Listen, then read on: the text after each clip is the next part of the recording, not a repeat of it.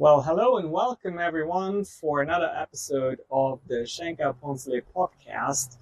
For those of you who see this on video, we are doing something crazy, walking in the dark and using an LED light to be, be blind. What is this? Okay. Okay. Yeah, we are absolutely crazy indeed. Well, as you know, this podcast is all about entrepreneurship and the amazing path that I am walking with my dear Andrea.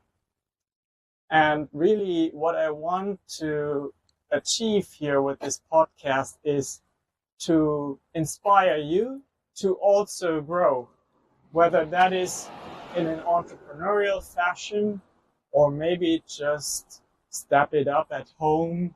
Whatever you do, you are a leader over your own life, you are a leader over your family, and I want you to believe that you can achieve more. As for my journey, something that is really very telling these days is that for the very first time, the company that Andrea and I are running, Shanks, has been requested to help promote an event. And what is mind-boggling is that money gets largely spent over the course of only 3 days. And as you know, I am very focused to breach the $1 million revenue mark next year, because that will give us access to entrepreneurs organization, which in turn helps us grow and helps us meet those people that can really take us into the multi-million-dollar sphere. Because your network is your net worth. Your network is your net worth. I will say that when we were negotiating with our client who asked us to promote that event, it was the first time where I was asked to veer off of the retainer structure that has taken us this far. But as so often in life, the only constant in life is change. And it's really interesting because when you start out as a freelancer, they tell you don't itemize things on your invoice. Make sure you offer packages so that you can be compensated based on value, not on time.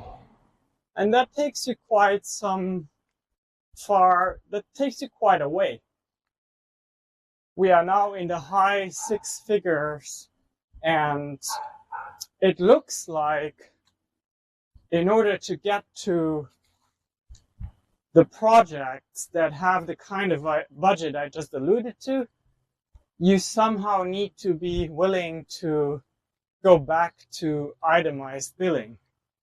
Because at this level, the problem is no longer that your clients don't want to pay you, because everything is in the budget. And to some degree, the allocation that is given to the marketing firm is, in the grand scheme of things, just peanuts. But you need to be able to allow your client to make provisions and to clearly see in which buckets of the budget's expenses have fallen. And that is only possible if you provide an itemized invoice. And it is something that is just so interesting to observe. You start out with something as a freelancer, billing itemized is not good for you. You go into packages, retainers, it's good for you until you hit a certain level. And then it looks like you have to go back to itemization, because now it's a completely different problem. It's no longer that your client doesn't want to pay you for your value. It is that your client needs to understand the structure of your value.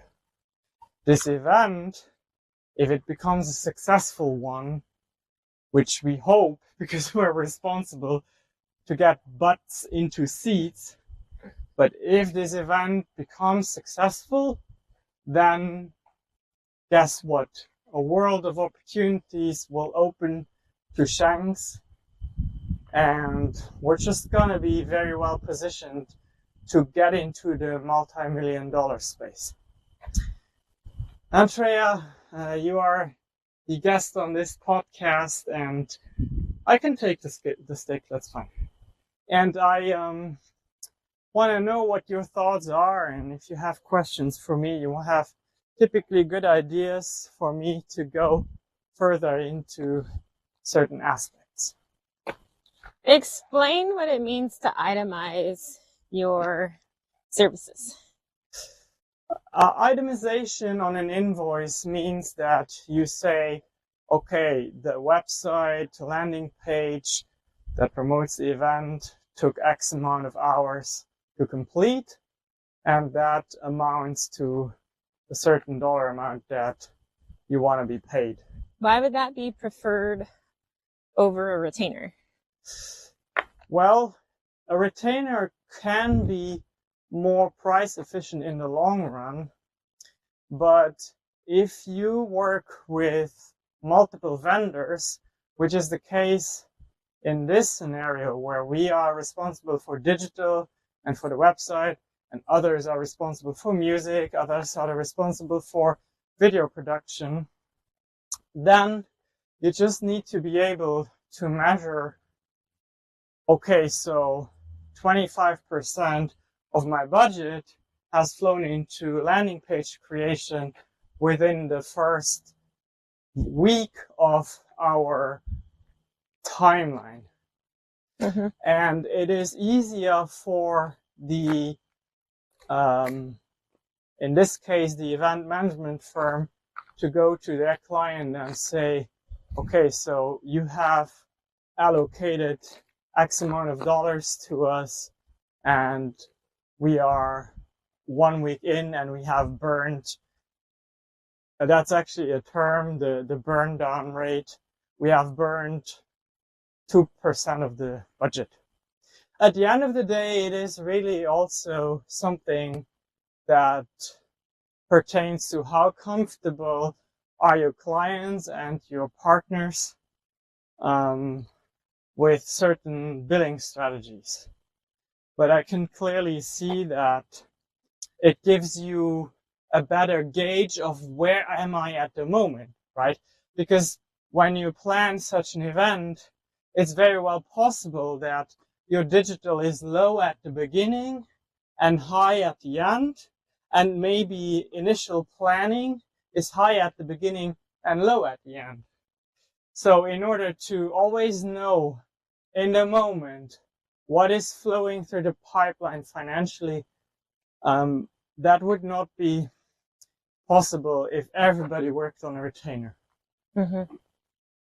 At least that's my perception of it. I think I would probably, me as a project manager, I would prefer the predictability and stability. But then again, I have never managed a project at that scale cost-wise. So how can I know, right? Mm-hmm. All I know is that we're being given an opportunity that requires flexibility in our mind in order to achieve it. And that is something that is another big lesson in life, is that you have to stay your course, but you have to also be flexible and know when is the moment to be flexible and when is the moment to stay your course. And that really is a kind of an advanced topic, right? Because it's no longer black or white situation or principle. It is like knowing in the moment what is best to get you to reach these higher levels. Mm-hmm. What is one thing that has surprised you so far about the project up until now? I think what has surprised me is that it is a dynamic development of the situation where a lot of the things you would expect to know at the beginning, you don't know because of various reasons. Because of projects needing to be signed, because of people needing to commit, and because of information you need to find, like, is this hotel available? Does the hotel have that equipment? Does the hotel have that kind of capacity? And kind of coordinating all of that. And one thing is a dependency to another, right? Mm-hmm. If you don't know that you can book a certain location, then you also don't know if you can book the video team that is local to that location. If you don't know what the catering situation looks like at that location, then you can't know if it is going to be provided by the venue or if you have to work with an outside caterer. Mm-hmm. So I would imagine a lot of orchestration that, again, I've never had to do. Mm-hmm. And but again, the topic, the key takeaway here is really also to, when you get into these very high level projects, you need to kind of know and be able to make concessions. What a cool praying mantis is that? Oh yeah, it absolutely is.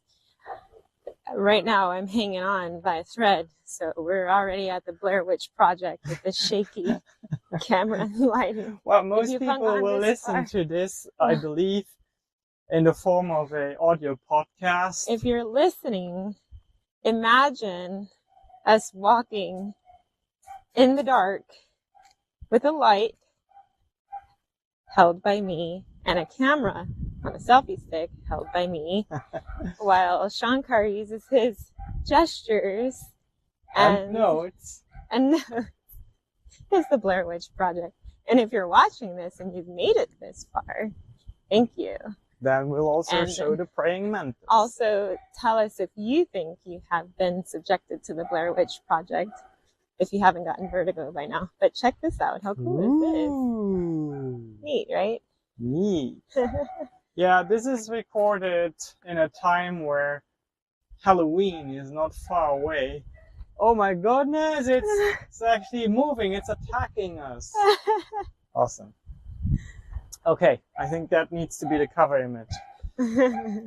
Now, let me move on to the next topic here on my list, and that is Bali, which really is a topic that you can participate more in, Andrea, because it impacts you so much. Bali is obviously across the planet. It's in Indonesia. I've never been to Indonesia. And I'm going to go there in December because I want to be in the same room as giant in the influencer space, giants. There's a mentor that Andrea and I have, John Lee, that has organized this conference, and there's going to be huge investors there, apparently investors that have participated in SpaceX and in Kraken. And I will say that, in a sense, it's just an amazing opportunity to be in the same room as these amazing giant influencers. And we wanted to go together, you and I, until we realized, dang, that's 13-hour time zone difference. And the way we lead our company right now is that we're not yet ready to say, okay, both of us who are leaders, who have a team that really looks to them to function, both of us are out of the working time zone that covers the normal office hours of our company. We're just not there yet. So we had to make a very tough decision. We had one person, and that was you, Andrea, because you are very selfless and very mature in this case, and say, okay, you need to be there right now. even though I really want to be going with you, but I need to be here. My place is here right now.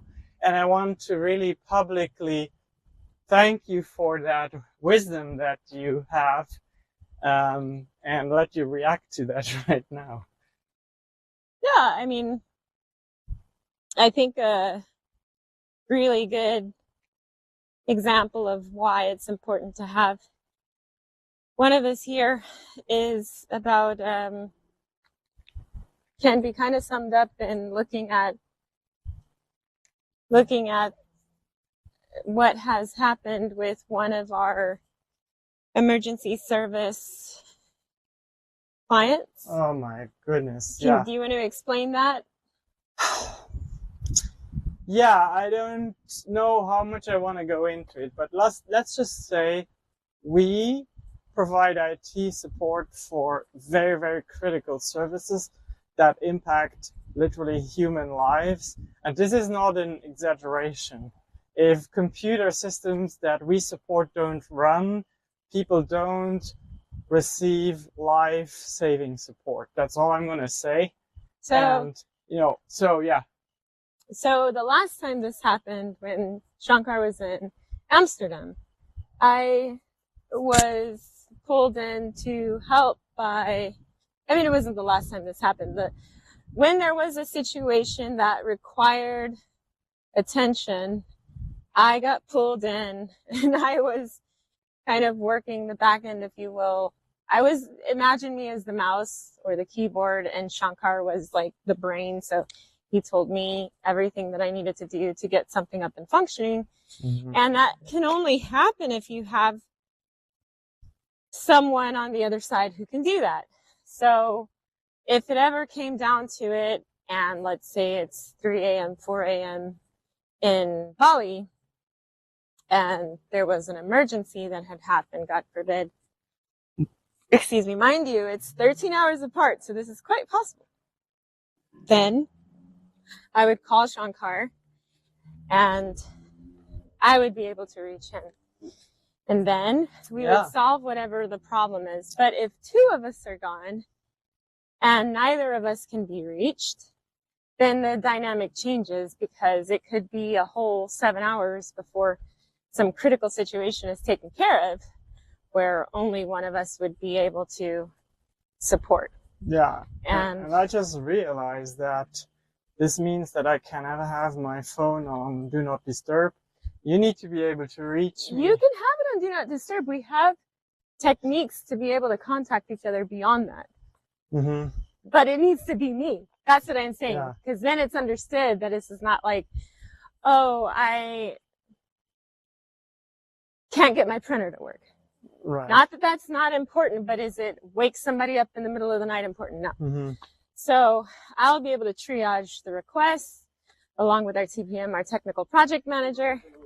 Hi. And then we'll be able to decide if it's worth waking poor Shankar up in the middle of the night. Mm-hmm. And hopefully, the last time he was gone, there was no crazy thing that happened. But you know how it goes, right?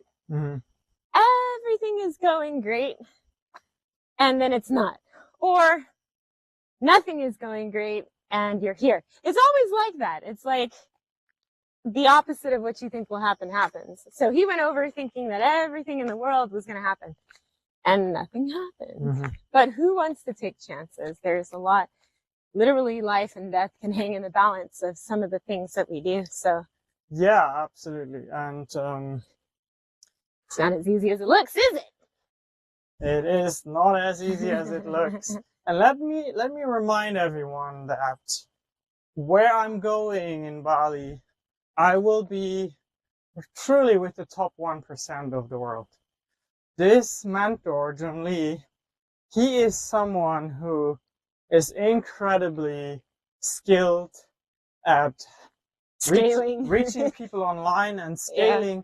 I mean, this is a person who walks the talk, who gives you proof in a moment. Like, anyone can say, I can organize a conference and fill it up no matter where on the planet. But to see that happening in real time and to have, like, this week, it was one conference was in Amsterdam, and weirdly enough, my mom went and met up with with his personal assistant. But I think that is a story for a separate podcast. But this is a billionaire, and he teaches me the way. He teaches us the way, I should say, because Andrea is also being mentored by him. If you want to have me summarize what I'm learning and transfer that over to you, you can join shanks.club, SHANKX.club, for only $7 a month. And you will be exposed to the wisdom that I find there. I probably will give you exclusive content from Bali that I do not plan to distribute anywhere else. There is something to be said about being a power couple together, leading a company together, and being thrusted into these situations where you have to make these tough choices. And Andrea, I don't know if you have any more thoughts about that before I go into my next topic of this podcast, which will be, you can't just do it for only the money. Go ahead. So I had a conversation with a business acquaintance not too long ago, and he said, I don't really enjoy what I'm doing. He is well off, his company's running. He is literally part of the top 5% of society, because if you are an entrepreneur and you have reached a certain level of revenue and you provide income for others, automatically you are in the top 10% right there. And yet, running a business, being in business is so tough on so many levels. It is tough on your nerves, tough on your emotions, on your relationship. You have to make so many sacrifices. And when it really gets very difficult and demanding, there is a chance, a risk, I should say, that you think about giving up. And this is happening with this friend right now. Even though he is in a position where he has assets and situations that so many others would only dream of, he is thinking about giving up because, in my personal opinion, he doesn't really like what he's doing. And that is a conversation that many people have opposing views on. They say, stop talking about passion. It's not about passion. It's about what works and what needs to be done in the moment. And that is true to the degree where any business has, especially at the beginning when you can't pay employees to do it, any business has elements that are just chores or things you don't like to do. But if the most income producing activity that you are responsible for is something you don't enjoy, well then good luck. I don't think you should do that. I think you should tap into what is a passion and what also at the same time meets a demand on the market, and also where you have skill in that. And if you don't, like, this is, for example, something, finding that is not easy. But this is something that within shanks.club, we will have a work session about just that topic. And that's why it's very valuable and helps so many people. Andrea, do you have any thoughts around that debate? How long do you think it takes to find out that you don't like what you're doing? How long does it take? I think you gotta get to a moment in your business where you have a few weeks where you have 12-hour days to make it happen. And that happens to you in business. I promise you it happens to you. So it might not just be only your business, but you might be a mom or a dad, or you have a side gig, or your business is your side gig and you have a job, and you just need to meet deadlines. And it just puts you in a situation where over the course of a few weeks, you have to basically live for your work. And you got to be in that situation to find out whether you really have passion or not. Like, for example, I can give an example for myself. I love content creation and solving problems and helping people get visibility and making sure that companies run optimally in their IT department. I have so much passion for that no matter how exhausted I am, I wake up 5 a.m. I get up because some part of me just cannot wait to get started to work on that. The other part is like cursing. Shit, I'm tired and I want to sleep. I need to sleep. My eyes hurt. My head hurt. My head hurt. But that part of me is like a flame that just cannot be extinguished. Mm-hmm. Yeah. So how long? Well, as long as it takes for you to have to be in at least 2 to 3 weeks back to back where you have these 12-hour days. And what is the recommendation for getting out of that position? That is delegation, that is optimization of internal work processes, that is getting very clear on how you price yourself and what customers you accept to work with. I mean, that would fill hours and hours and hours of Shanks.club conversations.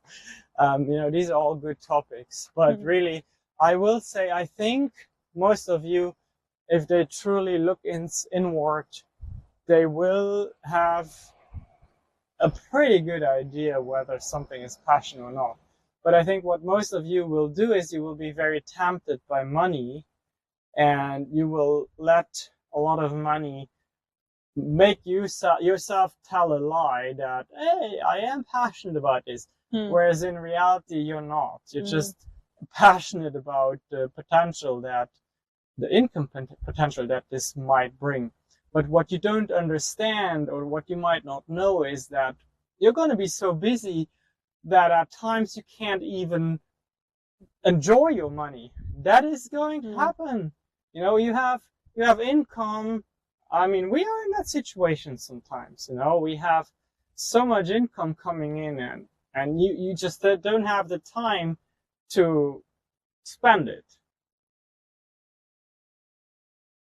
Well, I think that our walk is complete, and I don't know if you have any other thoughts, but I will say, if you enjoyed this podcast, please give me a review, because that helps expose it to others. And also, if you have questions, definitely reach out. You find me online everywhere. Just type in my name, Shankar Poncelet. And I'll also let people know that they can kind of expect a podcast from Andrea very soon. She is working on that.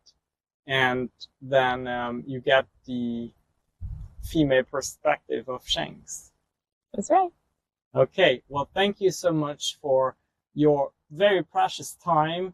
I know that I have listeners literally all over the world. A lot of you are in Luxembourg. I see with the analytics that some of you are in France, and of course, most of you are in the United States. There's a few people from Canada. But how awesome would it be to have listeners really in all the English-speaking countries of the world? I hope that can happen, because truly the podcast is actually, the tagline is the entrepreneur's journey. And anyone who has entrepreneurial inspirations, aspirations, can benefit from it. And I hope that by just being very honest with you and letting you in on strategies that I pay hundreds of thousands of dollars for, just by being a listener of this podcast, I hope that is something you enjoy. And it's it gives me great joy. It's part of my legacy that I will leave for this beautiful planet. Love it. All right, bye-bye for now. Thanks for listening. Thank you, Andrea, for being my selfie stick holder today and my interviewer and my love in my life and my partner in business. You're very welcome. My pleasure.